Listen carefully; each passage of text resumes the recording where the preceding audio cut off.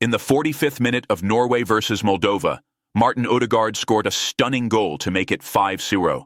As the ball hit the net, Ødegaard couldn't contain his emotions. He dropped to the ground in pure relief and joy. The stadium erupted with cheers, and within seconds, his teammates rushed to him, lifting him up with smiles and tight hugs.